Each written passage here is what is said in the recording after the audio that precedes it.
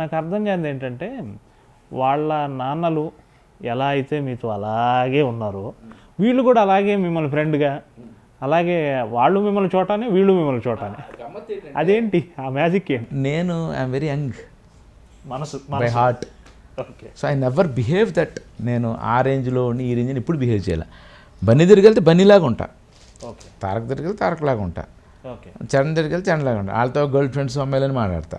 Okay. వేరే చిరంజీవి గారి దగ్గర మాట్లాడండి, వీళ్ళతో మాట్లాడతాను కదా, మోర్ క్లోజ్ ఆయన కంటే వీళ్ళు నాకు. ఇప్పుడు చోట అంకులు వచ్చాడు మనకు జాగ్రత్తగా ఉండాలి అనే కలర్ ఇస్తే వాళ్ళకి బయటికి రారు, కరెక్ట్ కాదు, వాళ్ళకి ఆ కంఫర్ట్ ఉండదు. ఓకే. ఇంకా ఎక్కువ మోర్ ఇదిగా ఉండాలి నేను. సో అలాంటి ట్రావెలింగ్ మాది. తారక్ గురించి అండి. అది high power 440. Adhurs and Ramayya Vasthavaa. Adhurs Brindavanam. Sorry. Tarak వచ్చి వండర్ కిడ్.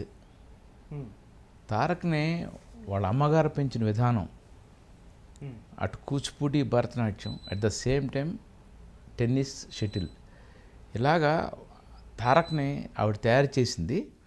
దానికి తగ్గట్టుగానే ఏకసంతగ్రాహి. ఒక్కసారి సీన్ పేపర్లో చూస్తే ఇలా స్కాన్ చేస్తాడు, ఇలా చేసి రెడీ అంటాడు, అంతే, టార్గెట్ కొట్టేస్తాడు.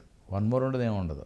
మేము కెమెరామెన్గా లైట్ ఫోకస్ తప్ప అతని నుంచి ఎప్పుడు ఉండదు. డైరెక్టర్ ఏమన్నా, డైరెక్టర్ కూడా స్పెల్ బౌండ్ అదిరిపోయింది అంటాడు తప్ప ఎప్పుడూ తారక్కి వెళ్ళి డైరెక్టర్ వెళ్ళి ఇలా చేద్దామని చెప్పింది నేను చూడలే.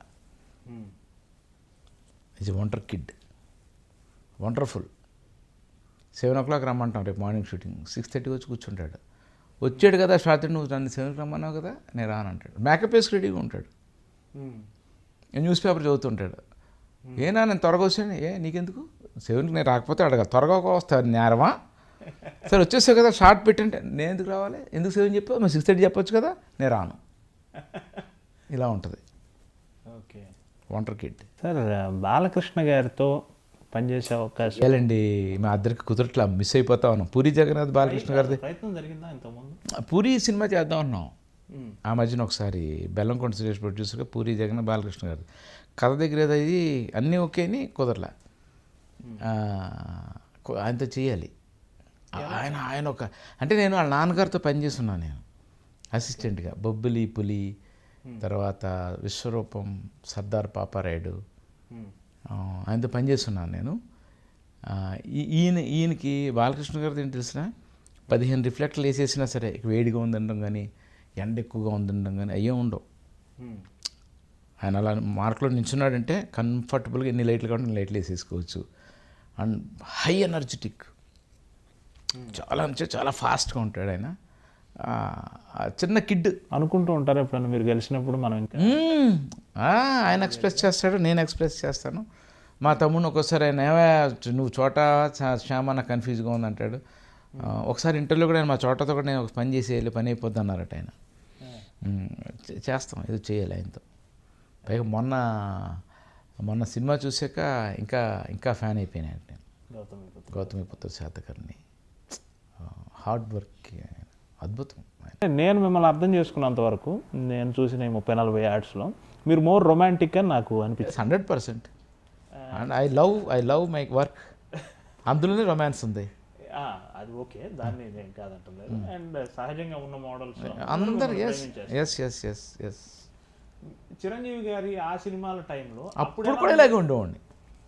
చోటా ఏంటి పేరు పెట్టి పిలుస్తున్నావు అనేవారు ఆయన. ఓకే. లేదు సార్ ఇందాక నువ్వు చూస్తున్నాను అనేవారు. అంటే వాళ్ళని కూడా ఇలాగే అంతే. అరే నేను అంటాను, మగవాళ్ళు పిలిస్తే అడగ రావడం పిలిస్తే ఎందుకు అడుగుతానంట, నాకు అందరూ సమానం అంటాను. ఇందాక మీరే అన్నారు యూనిట్లో అందరినీ ప్రేమిస్తాను. అవునవును, అందరూ మిమ్మల్ని. కొంతమంది దొంగలు అమ్మాయిల దగ్గర సిరుకోవాలంటే నేను దొంగను కాదు, అందరి దగ్గర సమానంగా ఉంటాను. అది కొంతమంది ఏమి చేసినా నచ్చేస్తుంది జనానికి. ఒకరోజు ఏదో ఒక యాడ్ షూట్లో ఏదో ఆయిల్ యాడ్ ఏదో చేస్తున్నాం, ఎవరో బాంబే మోడల్ రిచా పనయ్య అని. మేము అప్పటి వరకు షూట్ చేసిన యాడ్స్లో చాలా రిజర్వ్డ్గా కెమెరామెన్ వ్యవహారం ఏదో పని చేసుకోవటం వెళ్ళిపోవటం అలాంటి ఒక వాతావరణానికి అలవాటు పడి వచ్చాం మేము. అది మీతో రెండో యాడ్ అనుకుంటా. ఆ హీరోయిన్ ఏదో షాట్ బాగా చేసింది, సంథింగ్ అద్భుతంగా చేసింది, అందరం అప్రిషియేట్ చేశా. నేను మానిటర్ దగ్గర ఉన్నా, మీరు కెమెరా కొంచెం హైట్లో ఉంది, కెమెరా దగ్గర darling I want to kiss you అన్నారు. వినండి చెప్తా, ఇంకా ఉంది చెప్తాను వినండి.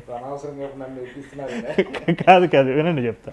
ఆ అమ్మాయి కూడా దగ్గరకు వచ్చినాక మీరు రియల్గానే ఆ అమ్మాయిని కిస్ చేసి మీ ప్రేమను చాటుకున్నారు. అది ఎవ్వరికీ తప్పు అనిపించింది. అంతే కదా అంటా నేను. ఇప్పుడు పక్కకి తీసుకెళ్ళి ముద్దు పెట్టుకుంటే తప్పండి. అంటే మా భావాల్లోనే ఉంది, మేము ఎప్పటికీ ఆ పని చేయలేము. మీరు రొమాంటిసిజానికి అంటే darling I want to kiss you అన్నారు, అమ్మాయి వచ్చేసి. ఆ కిషోర్ మనసులో ఏమి ఉండదు కిషోర్, ఏదున్నా బయటకు ఉంటుంది. మనసులో బయట ఉంటే ఈ ప్రాబ్లం, ఆడేమనుకుంటాడు ఈడేమనుకుంటాడని. నాకు ఆ కిస్తోనే ఆగాను, నాకు తర్వాత నాకు ఏమీ లేవు కాబట్టి ఐ కుడ్ కిస్ హర్. ఇంకా ఏమైనా ఉండుంటే వద్దు మన జాగ్రత్తగా ఉండాలి, అందరి ముందు వెళదాం అనుకునే ఉండేమో. నాకు ఇంకేమీ లేదు. ఆ నిమిషం ఆ అమ్మాయి ఆ షాట్ అద్భుతంగా చేసింది. నాకు కరెక్ట్గా నాకు లైట్కి కానీ ఫోకస్ కానీ నాకు పేరు రావడానికి ఉపయోగపడేటట్టు ఆమె యాక్ట్ చేసింది. మేబీ అది ఉండొచ్చు నా మనసులో ఆ నిమిషం.